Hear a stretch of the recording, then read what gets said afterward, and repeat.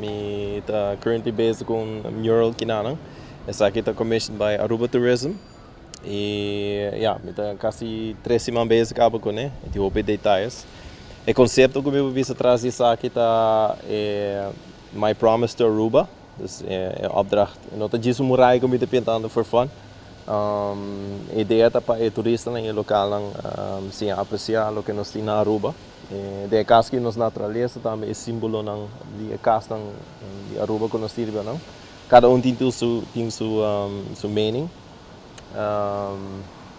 Dus seu purpose traz de yeah. Com a ideia bem para começar a pintar, quanto tempo tem essa aqui caba? A ideia traz de pintamento e overall mural, mural art daqui na Tito Bolivar, começando com art fair projects nang começar uma inspirador artista internacional e assim na slowly cada ano começa a pintar mural, então eu me tá echt bij in de mas dinge, mas diferente projetos na também maneira de lighthouse. Dus e também de Muraya stad, dus essa aqui tá definitely muito looking forward para work on. Sim. Que cultura está ilustrando de uma pintura assim bonita? Sim, mas tanto de meu trabalho é riba canvas também que me tá criar like awareness de nossa natureza, me que para gente não wak assim apreciar a boniteza com nos isla tim. Sim. Armando, quanto tempo acaba de estar bezig tá pintando em Muraya aqui?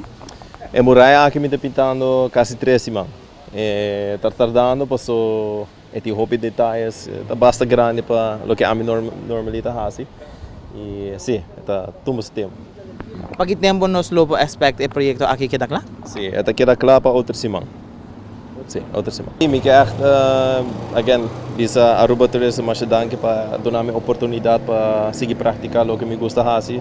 Eu também trabalho também e para também danke grande na Tito Bolivar para o que está sendo para todos artistas no local para inspirar para dar oportunidade também para praticar estilo de arte e minha família também que é bisa mas danke e meu amigo não também.